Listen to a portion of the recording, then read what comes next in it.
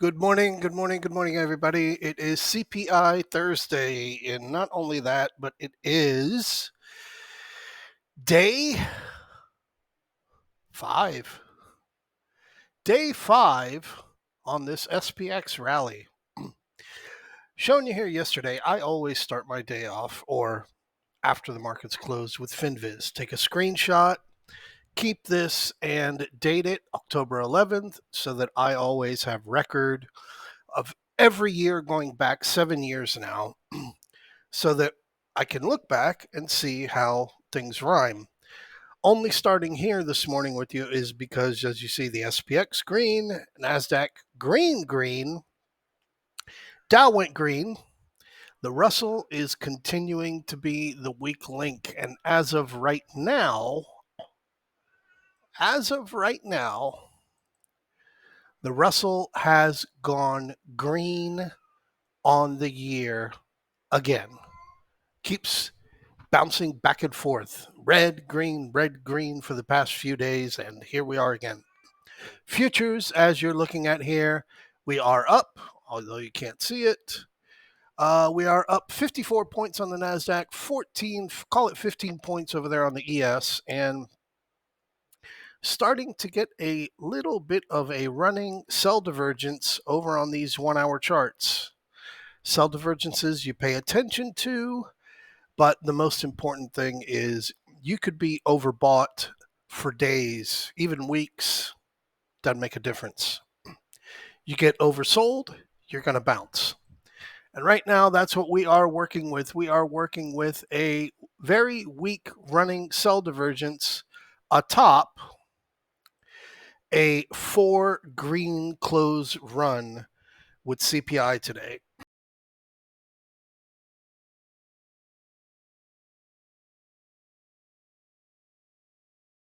Like I had mentioned over there yesterday, 5 times during the course of this year, the SPX has closed green 4 days in a row. The very start of January move, which clearly and very obviously was bullish. The end of March, going back to that 4100 off of the major sell-off that took place in February into March. The June blow-off start, which I'll cover in a minute. July, in the middle, right around OPEX week, when we went to go break up into 4500s, and what you just recently experienced at the end of August, after we rallied off of that August sell-off into the September 1 top, which you just recently saw the results of the September drop-off where we are now. June. So what we have here is 4 days in a row. Going back to June, okay, middle of June, right here, we had 6 days in a row. We came out of the 4200s, went into the 43s, broke into the 44s, and then went on a multiple 5 out of 6 days sell down, which that sell down only took you from 44, 48, 47, the end of the quarter June OPEX high, down to that 43.28 a week later. This is where I'm more significantly pointing out to is over here how the year over year we were up greater than 20%, and then suddenly that sell-off kind of triggered. And even in that sell-off, you may or may not be able to see it, but over here in this rounding area where I'm scrolling the mouse, the sell-off was fucking weak. I mean, this was where we began our no more range back here in May. June, I mean, we were trading 30, 25, 26 points. Now, the range just went to complete shit. Where we're at currently is yesterday was the very first time we had a sub 40-point range on the day. So looked good, looked nice, but again, same thing I want to point out over here, which I, for some reason, can't do any drawings with this mouse today. Twice now, back to back, we have closed up 20% above where we were a year ago, with tomorrow, the 13th, being the anniversary of the big bottom. The big bottom came 1 year ago tomorrow, 34.91.58. Is the market rallying? Well, not rallying, but closing green in respect of that to say, hey guys, it's over. You don't need to steal anymore from Target. You can use your credit card. We're not going in a recession, whatever it is. But as you have seen on the other side of it, trying to get in front of this rally and take risks, it's kind of like playing Frogger.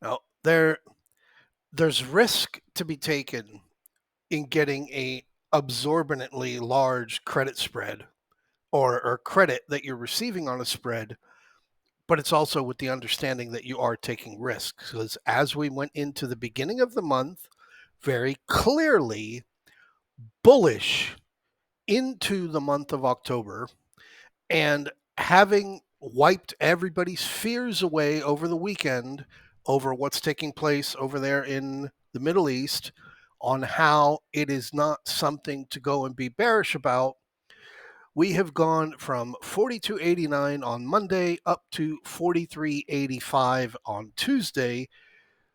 Possibly going to break that as of right now with the way futures are. It's a 100-point move this week, and thus no reason to be bearish.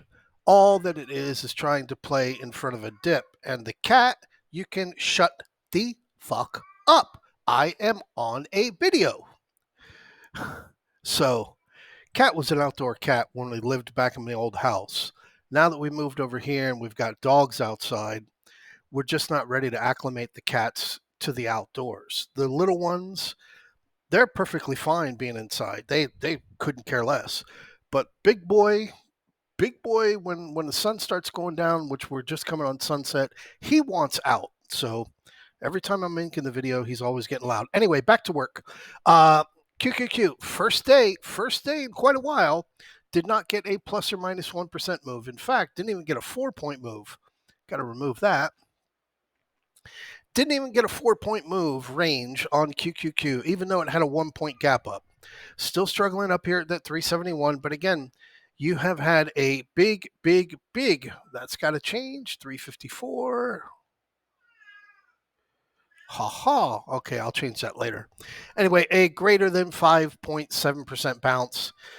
Point being, we are still bullish. So I want to bring you in here. Here's the dollar. We're watching the dollar. We're watching this dollar, how it's fell from a perfect top up here at this 107.20 area, 107.10. Perfect fall off from that. Great. Everything's looking great. We're still sitting on this support from back here at the end of September, right around this 105.50 area, 105.60. So we don't have anything screaming and hollering, go, go, go, go, go as of yet. However, start moving you around here. Nikkei, Japan. This move is bullish. This move coming off of last week, bullish. Big bounce over here on Japan, up 1.8% today. Keep moving you around here. UKX. Here's the FTSE. Again, big bullish moves coming off here, up 0.8% today. Next one being the DAX, and again showing you around. Where are you, DAX? DBI. Same thing you got going on over here with the DAX, up 0.6% on the day. Bullish. That's not the one that I'm looking for. That's not my drawing. DAX. You still get the point. Bullish. So here we are going into our day.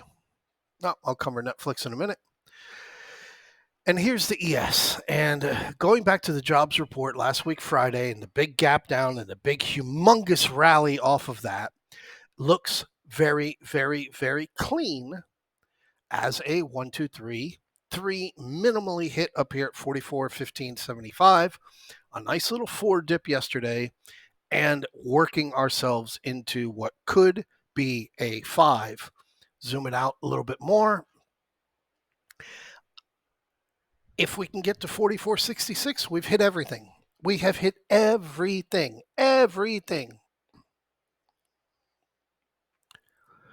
50-day moving average fractionally above 44.35. Got to remember as well, these futures are going to roll over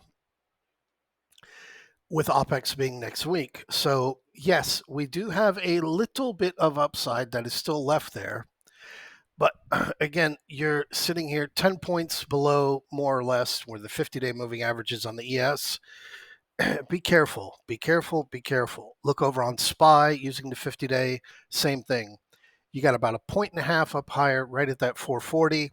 Here's our 50 retracement of the drop, right there at 439. Same thing we were looking at. Same thing you can see here, a 1, 2, 3, a 4, and very possibly working on the final 5th before we get a dip.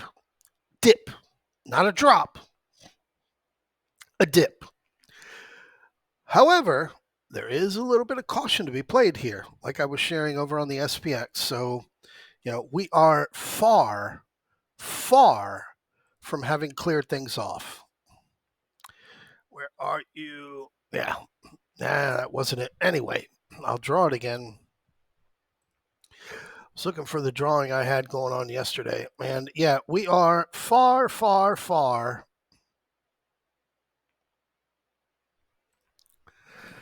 having cleared ourselves out. We're up, yes we are, but we haven't broken ourselves out of this channel as of yet. So this is why you guys hear me saying that if you are in the calls, having gotten all of our run, you might want to be a little bit careful, especially since we do have this streak where we're now going into possibly the 5th green close in a row.